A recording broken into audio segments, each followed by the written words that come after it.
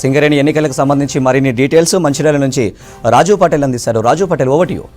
అనిల్, ప్రస్తుతం మనం మంచిర్యాల జిల్లా ఆర్కేపీ బ్యాలెట్ బాక్స్ కంప్లీట్ గా రీడ్ చేశారు. రిటర్నింగ్ ఆఫీసర్ల అందరి సమక్షంలో కంప్లీట్ గా ఇటు బ్యాలెట్లను కూడా బ్యాలెట్ బాక్స్ ను కంప్లీట్ గా సీజ్ చేశారు. సీజ్ చేసి కంప్లీట్ గా ప్యాక్ చేశారు. ఒక సంచిలో కట్టేసి కంప్లీట్ గా ఏదైతే నామ్స్ ప్రకారం ఉంటుందో దాన్ని కంప్లీట్ గా బ్యాలెట్ బాక్స్ కంప్లీట్ గా సీజ్ చేశారు. ఈ సీజ్ చేసినటువంటి బాక్స్ మందమరి డివిజన్లోని కౌంటింగ్ కేంద్రమైనటువంటి సిఆర్ క్లబ్లోకి తీసుకెళ్తారు. అక్కడ 7 గంటల నుంచి కౌంటింగ్ ప్రారంభమవుతుంది. సో ఈ బూత్లో మొత్తం 95% వరకు పోలింగ్ నమోదైంది. సింగరేణి వ్యాప్తంగా అధికారులు ఇచ్చిన సమాచారం మేరకు 94% వరకు పోలింగ్ నమోదైనట్టుగా అధికారులు చెప్పారు. ఎందుకంటే పెద్ద ఎత్తున కూడా పోలింగ్ శాతం నమోదైంది. ఎందుకంటే సింగరేణి కార్మికులందరూ కూడా దాదాపు తమ ఓటు హక్కును గుర్తింపు కార్మిక సంఘంలో ఉపయోగించుకోవడానికే ఆసక్తి చూపుతారు. అత్యవసర పరిస్థితులు తప్ప ఎలాంటి సిచ్యువేషన్ అయినా సరే ఖచ్చితంగా వచ్చి తమ ఓటు హక్కును వినియోగించుకుంటారు. సింగరేణి వ్యాప్తంగా 11 ఏరియాల్లో 84 పోలింగ్ సెంటర్లో కూడా కంప్లీట్గా పోలింగ్ ప్రక్రియ 5 గంటల వరకే పూర్తయిపోయింది. దాదాపు 4:30 వరకే కంప్లీట్ అయిపోయింది. కానీ మరొక హాఫ్ అన్ అవర్ టైం ఉంది కాబట్టి ఇక్కడ అధికారులు వేచి చూశారు. 5 గంటల తర్వాత ఎవరు రాకపోవడంతో కంప్లీట్గా పోలింగ్ సంబంధించినటువంటి ప్రాసెస్ను క్లోజ్ చేసి బ్యాలెట్లన్నింటిని కూడా సీజ్ చేశారు. కౌంటింగ్ సెంటర్కు కాసేపట్లో పోలీసుల భారీ బందోబస్తు మధ్యన అక్కడికి తరలించనున్నారు. సరే, మంచిర్యాల జిల్లాకు సంబంధించినటువంటి శ్రీరాంపూర్ ఏరియాలో ఎక్కువ మంది కార్మికులు ఉన్నారు. దాదాపు 9,000 మంది కార్మికులు అక్కడ ఉన్నారు. కాబట్టి అక్కడ రిజల్ట్ వచ్చే వరకు చాలా సమయం పడుతుంది. దాదాపు 11 గంటలు, రాత్రి 11 గంటల తర్వాత రిజల్ట్ వచ్చే అవకాశం ఉంది.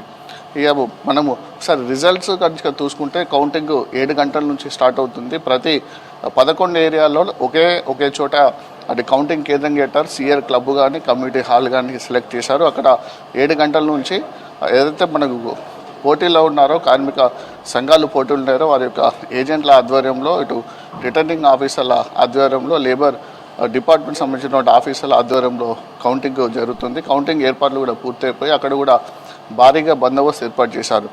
రిజల్ట్స్కి వచ్చి చూసుకుంటే అయితే ఇక్కడ కార్మికులు ఏ యూనియన్కి ఎక్కువగా ఓట్లు ఇస్తారో ఆ యూనియన్ని రికగ్నైజ్ యూనియన్గా సెంట్రల్ లేబర్ కమిషన్ గుర్తిస్తుంది.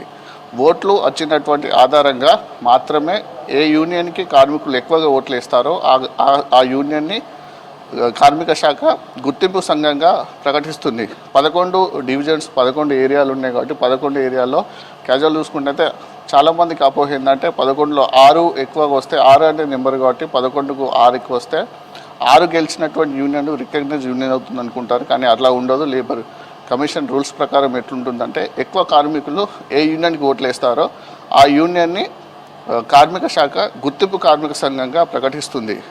సో చాలా చోట్ల దాని తర్వాత ఉన్నటువంటి ఓవరాల్గా గుర్తింపు సంఘం ఒకటి ఉంటుంది.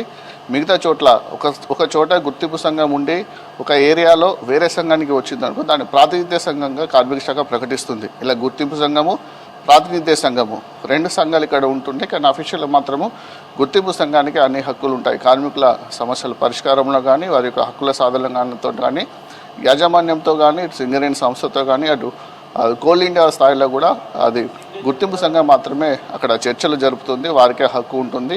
ఎక్కువ ఓట్లు ఏ కార్మికులు ఎక్కువ ఓట్లు ఏ యూనియన్కి ఇస్తారో ఆ యూనియన్ని కార్మిక శాఖ గుర్తింపు సంఘంగా ప్రకటిస్తుంది. ఇది కౌంటింగ్కి సంబంధించినటువంటి ప్రక్రియ. కౌంటింగ్కు సంబంధించినటువంటి విధానము ఆ విధంగా జరుగుతుంది. గుర్తింపు సంఘం సంబంధించినటువంటి అనౌన్స్మెంట్ ఏ విధంగా జరుగుతుందో అది ప్రాసెస్. దానికి అన్ని ఏర్పాట్లు కూడా పూర్తి అయిపోయి ప్రస్తుతం మనం బ్యాలెట్ బాక్స్ అటు కౌంటింగ్ కేంద్రానికి వెళ్ళడానికి సిద్ధంగా ఉంది. హోరాహోరీగా కూడా గుర్తింపు సంఘం ఎన్నికలు జరిగాయి. అటు కాంగ్రెస్ పార్టీకి అనుబంధంగా ఉన్నటువంటి ఐఎన్టీయూసీ గత 4 రోజుల నుంచి ముమ్మర ప్రచారం చేశాయి మైండ్స్ మీద. ఎందుకంటే ఈసారి కాంగ్రెస్ పార్టీ గవర్నమెంట్లోకి వచ్చింది కాబట్టి సింగరేణి విస్తరించి ఉన్నటువంటి 11 ఏరియాలో 11 డివిజన్లో కూడా కంప్లీట్గా కాంగ్రెస్ పార్టీకి సంబంధించిన 11 మంది ఎమ్మెల్యేలు గెలిచారు. కాబట్టి వారు స్వయంగా పార్టీ ఆదేశాలతోటి గత 4 రోజుల నుంచి కూడా గనులపైన, అండర్గ్రౌండ్ మైన్లపైన కార్మికులు ఎక్కడైతే పనిచేస్తారో అక్కడ కూడా పెద్ద ఎత్తున విస్తృత ప్రచారం చేశారు. ఐఎన్టీసీ నాయకులతో కలిసి, ముఖ్య నాయకులతో కలిసి వాళ్ళు ప్రచారం చేశారు. సిపిఐ పార్టీకి సంబంధించినటువంటిది ఏఐటీసీ కూడా గత చాలా రోజుల నుంచి కార్మికులతోటి వాళ్ళు టచ్లో ఉంటున్నారు. వాటి సమస్యల పరిష్కార సాధన కూడా ముందుంటారు. కాబట్టి వారు కూడా ఈసారి ఎక్కువగా ప్రచారాన్ని ముమ్మరం చేశారు. సో ప్రధానంగా ఈ రెండింటి మధ్యనే హోరాహోరీ పోటీ నెలకొంది. ఇక సిఐటి కూడా కొన్ని డివిజన్లలో కొన్ని ఏరియాలో కూడా సిఐటి కూడా తన ప్రాబల్యాన్ని చూపించింది. ఇప్పుడు మంచిర్యాల జిల్లాకు సంబంధించినటువంటి బెల్లంపల్లి, మంచిర్యాల శ్రీరాంపూర్ డివిజన్, ఇటు పెద్దపల్లి జిల్లా రామగుండం రీజియన్లో RG1, RG2, RG3 లాంటి ఇవి కీలకంగా కానున్నాయి. అధికారులు చెప్పిన సమాచారం మేరకు పోలింగ్ అయితే కంప్లీట్గా పూర్తయిపోయింది. కౌంటింగ్కి సంబంధించినటువంటి ఏర్పాట్లు కూడా ప్రారంభమవుతున్నాయి. కానీ చాలా చోట్ల కూడా డిఫరెంట్ రిజల్ట్ వచ్చే అవకాశం కనిపిస్తుంది. ఎందుకంటే ఎక్కువ శాతం కార్మికులు కొన్ని చోట్ల కొన్ని డివిజన్లలో అటు INTCకి మద్దతుగా ఉన్నారు, కొన్ని డివిజన్లో అటు AITCగా మద్దతు తెలిపారు. AITCకి చుక్కా గుర్తుకు అటు ఓటేశారు, INTCకి సంబంధించినటువంటిది గడియారం గుర్తుకు ఓటేసినట్టుగా మనకు సమాచారం అందింది. సో చూడాలి, 9 గంటలకు అది ఇల్లందుకు సంబంధించినటువంటి రిజల్ట్ వచ్చే ఉంది. తర్వాత Manuguru, Kothagudem, Bhupalpally, RG1, RG2, RG3, అలానే శ్రీరాంపూరు, మందమరి, బెల్లంపల్లి 11 సంబంధించినట్టు వస్తుంది. ఏ డివిజన్కి ఆ డివిజన్ సంబంధించినటువంటి కౌంటింగ్ కూడా ప్రారంభం కాబోతుంది 7 గంటలకు. అంటే కౌంటింగ్లందరూ కూడా అటు ఏదైతే హెడ్ ఆఫీస్ ఉంటుందో హెడ్ ఆఫీస్లో కూడా అటు RLC హైదరాబాద్ ఉన్నటువంటి RLC కూడా ఎప్పటికప్పుడు సమాచారం అవుతుంది. అటు RLC నుంచి మిగతా చోట్ల అన్ని చోట్ల కూడా కౌంటింగ్ సంబంధించిన ఇన్ఫర్మేషన్ కూడా అటు బయటకి పాస్ చేస్తారు. మీడియా కూడా తెలిపే అవకాశం ఉంది. కాబట్టి 9 తర్వాత ఏ డివిజన్లో ఎక్కువగా ఎట్లా వస్తుంది రిజల్ట్ అనేది తెలిసే అవకాశం ఉంది. కౌంటింగ్కి సంబంధించినటువంటి ఏర్పాట్లు కూడా పూర్తయ్యాయి. మరికొద్దిసేపట్లో కౌంటింగ్ జరుగుతుంది. అక్కడ కూడా భారీ బందోబస్తు ఏర్పాటు చేశారు. ఇప్పటికే యూనియన్స్ కూడా తాము గెలుస్తామని ఆశతో ఉన్నారు. కొన్ని చోట్ల కూడా RK6 లాంటి ఏరియాలో శ్రీరాంపూర్లో కొన్ని యూనియన్ సంబరాలు కూడా సిద్ధమయ్యారు. కౌంటింగ్ కేంద్రాల వద్ద మాత్రం భారీగా యూనియన్ సంబంధించిన నాయకులు కానీ యూనియన్కి రిలేటెడ్ ఉన్నటువంటి కార్మికులు పెద్ద ఎత్తుగా ఉంటారు.